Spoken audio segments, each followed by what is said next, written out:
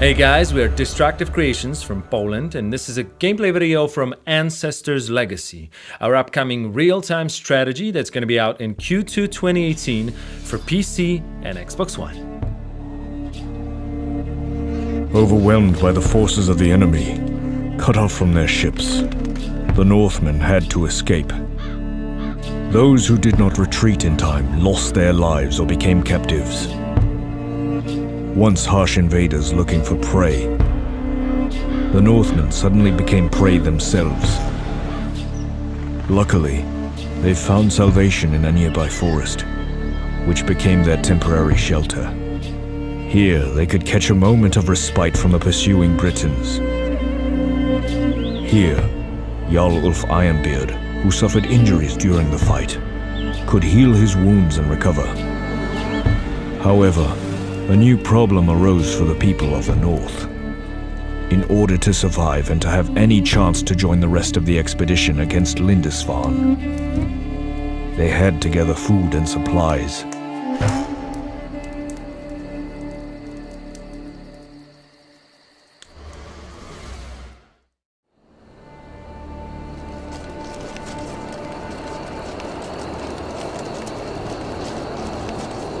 You made it! Good to see you alive, Jarl. We retreated as soon as they started winning the battle in the village. We lost many good men in there, and many were taken hostage. Tonight, they dine in Valhalla. Look! It's our scout! He's back! I found food supplies. There is a farm and a hunting hut north from here. If we plunder both places, we will have food for many days. We cannot go. We need to patch our wounds. Take care of your warriors, brother. I'll get those supplies. Spammin'! Keep it quiet. There's lots of enemies nearby. I'll be scouting the nearby area. Ancestors Legacy is a game where story actually matters. There are 4 nations here: Vikings, Slavs, British, and Germans, each having their own story chapters, heavily inspired by historical events and revolving around real historical figures. Eyes on the enemy. Stop! Someone's coming. We can't let him alarm anyone. Let's make an ambush in one of those bushes. Don't get too close to the light, or they'll notice us. Move quickly. This particular Viking mission is a second one you will encounter in the single-player part of the game. We wanted the entire campaign pacing to vary from slower-paced and stealthy missions like this one, where each warrior matters, even up to large-scale confrontations with macroeconomy, resource management, base building, and, you know, lots of RDS mechanics that the genre fans should feel familiar with. Let's go.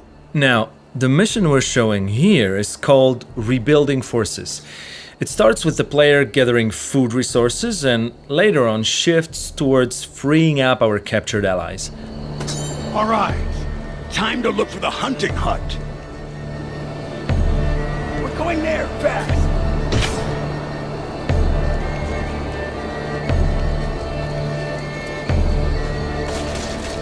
Over there, they're coming. Wait, someone's coming. Let's hide in the bushes and wait for them to pass.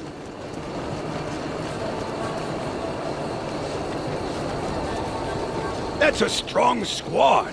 They've probably got a camp nearby. Our combat system bases on commitment. Once your squad engages in a fight, it's not always easy to break out, so make sure you plan your fights ahead. Look! An abandoned camp. It'll be a good place to rest.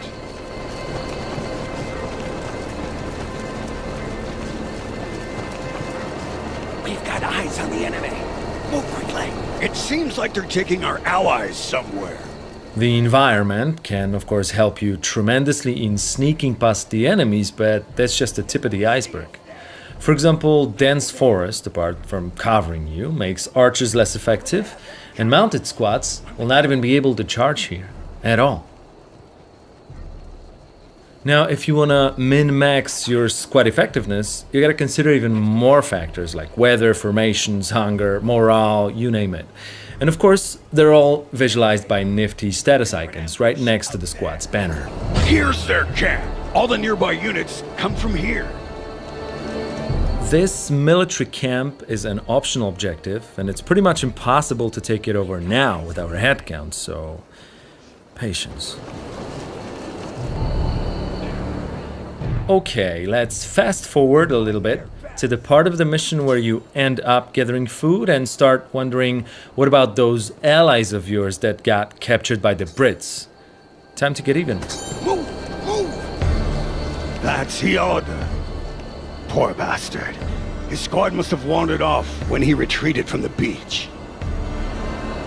It seems like they wanted to get some food and got killed by the Brits.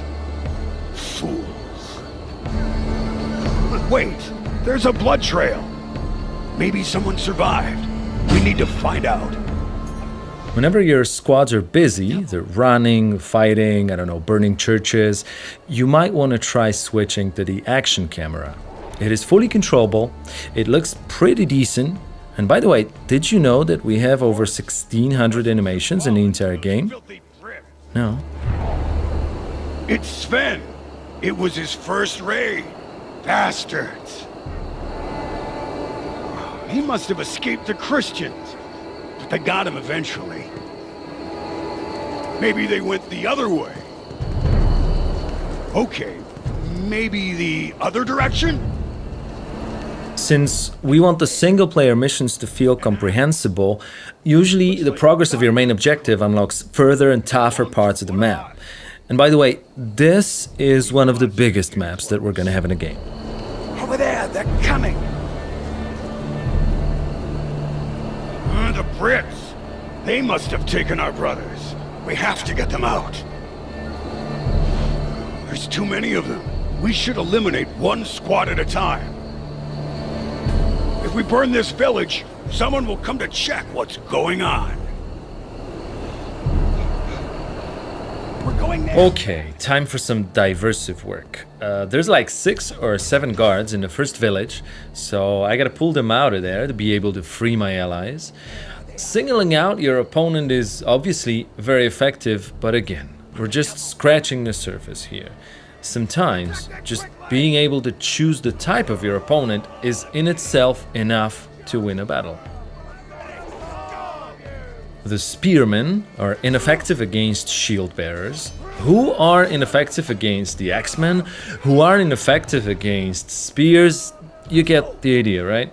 And that is not even considering the combat navigation tactics like flanking, charging, but that is probably a topic for a separate video alone. Over there, they're coming. This won't work. We need to find something more flammable. You should send your daughters instead.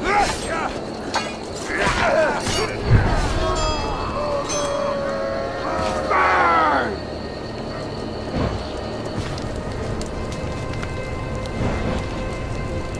Each destructible building has 2 bars above it. Red one indicates the process of getting a flame, and the green one indicates the overall condition, or so-called health. Now, depending on factors like weather, number of attackers, and even the tier of the building, if it's a military one, burning it down can be either super quick, or in some cases, impossible. And yet again, there's still a couple surprises that you will come across, like for example peasants who can build wells and they actually really use them in case of fire. Enemy spotted! This should do it! The enemy must have seen that!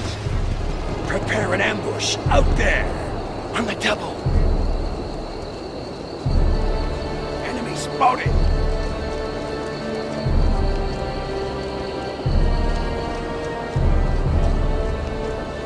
They won't see us there! Even though there's only a single squad left now, we still might want to be careful.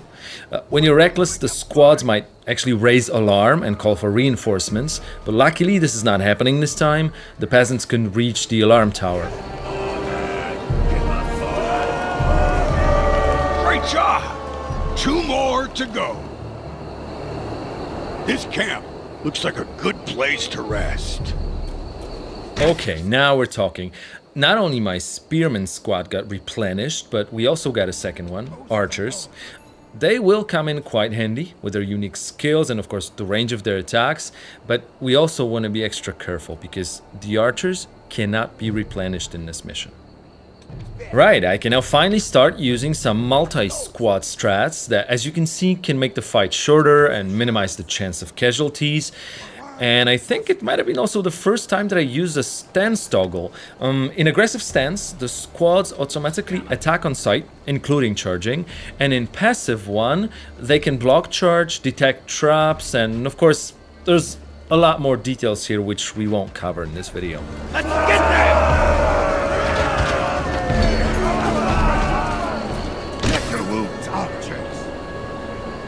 This looks somewhat similar to the previous encounter, but I don't want to use diversion here. I'll just leave the other village alone. Not only my head count is more significant now, but we're also fighting peasants here. Come on, they're no match against Viking warriors. Over there, they're coming! Another village.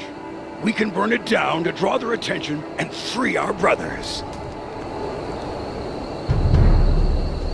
First thing, I will hide the spearmen in the bushes, deliberately placing them on enemy's path, and I will activate a spear wall skill in case the peasants decide to charge at me.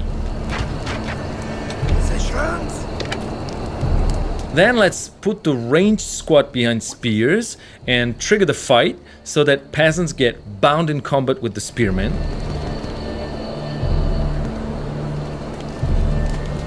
Watch your spacing!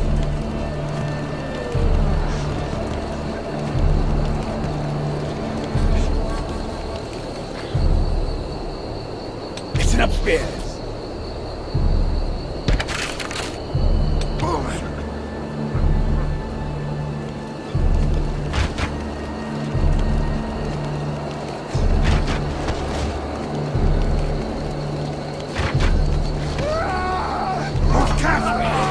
Next, I will navigate my archers for a better positioning to get behind the peasants and minimize the chance of friendly fire.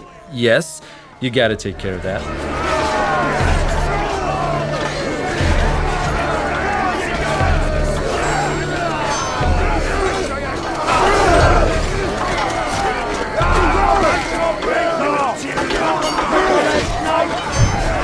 Last thing, I will use a covering skill to buff the spearmen, just in case the fight takes a bit longer than expected.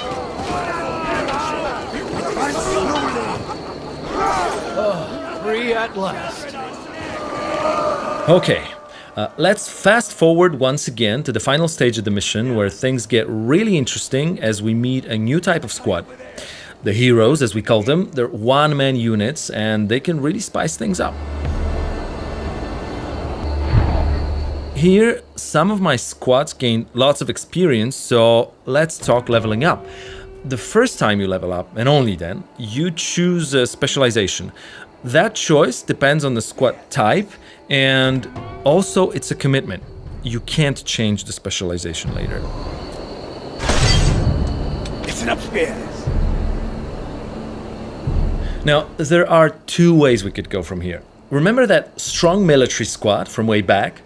Now our chances are not so miserable, so you might want to try capturing it, but you also might try later with even more squads. The other way is towards the end of the mission, and since this video is already getting quite lengthy, without further ado... We're going there, fast! Don't shoot! I'm a Northman like you. I managed to escape. Where are the others? In the other camp. You'll need men to set them free, and you need to hurry up. The Brits want to set them on fire as an act of revenge.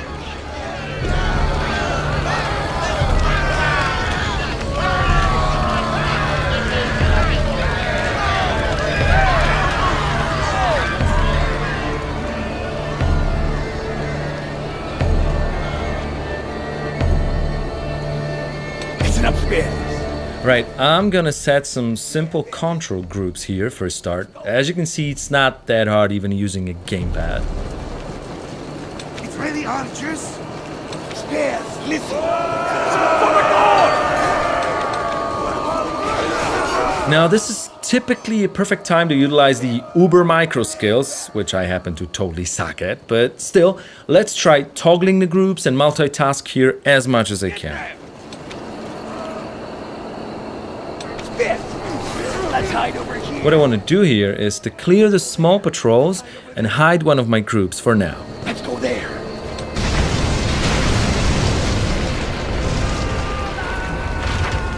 Then I'm gonna want to split the big group of enemies using sabotage, but still not wanting to get caught too bad.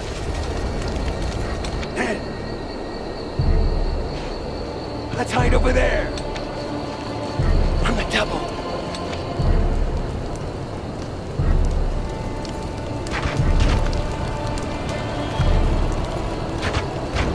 That will get their attention. Spares, listen. Attack!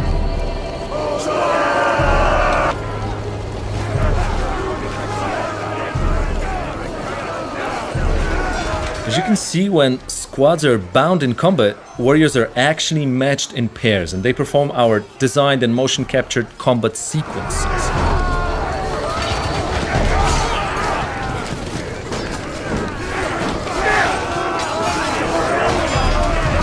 Wow, you know, I really thought that the lonely shieldman survivor would not make it. Oh, and spoiler alert, you can't actually save those burning hostages here. Sorry. All hail the god who reigns supreme. It's good to have you all back. But who is this infidel coming with you? The name's Godric. Take me with you and I'll help you. I'll show you the nearby camps where you can get wood. We could go there and secure those resources. And here's where we meet Godric for the first time. He's British, but trust me, he has his own reasons to rebel against the current king. And also, it so happens he is the narrator of the campaign, telling the overall story from his perspective in between the missions. Spears.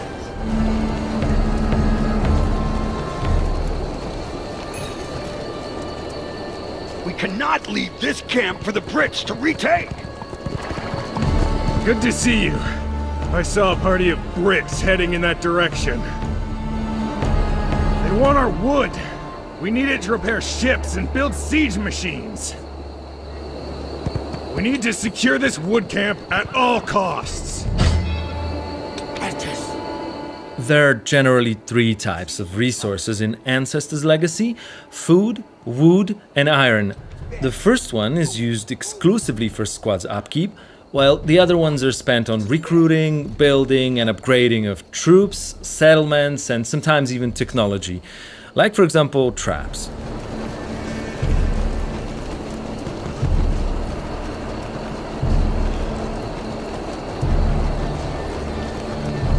That should be enough.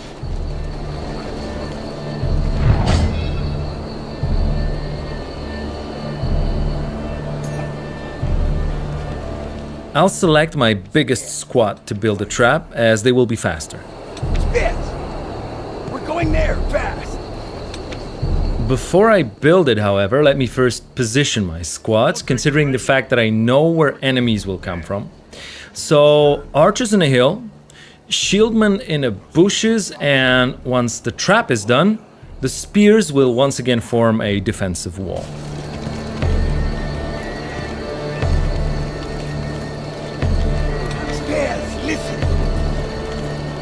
There are two types of traps in our game. The cheaper, non-lethal one lowers enemy effectiveness, but the more expensive one instantly kills at least part of the affected squad. Spears! They'll be here any minute. Take position! They are coming! Prepare for battle! I will not show my back to the Christian scum!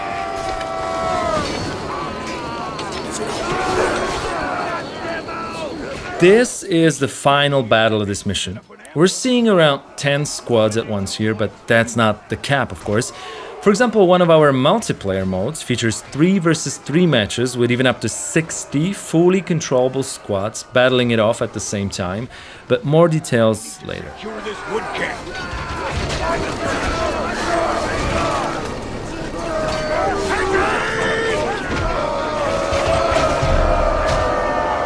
We made it. All the Christians are dead.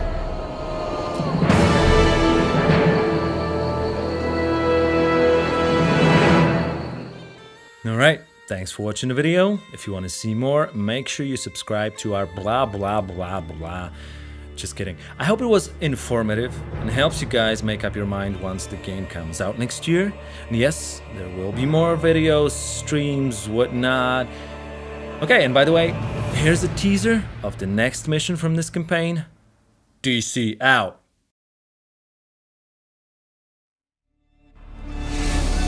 This is how I joined the Northmen in their raid on Lindisfarne. Ethel had held me captive for months, and that was my chance to get even. When Jarl Ulf Ironbeard regained his strength and we collected enough supplies, we could finally head on to join the rest of the expedition. However, the road to Lindisfarne was not an easy one. Every once in a while, we encountered Ethel's troops. Our supplies ran out faster than we were able to loot the surrounding villages. It was then that the scouts noticed an approaching caravan with food and weapons. We prepared an ambush, not expecting that someone else was preparing to attack it as well.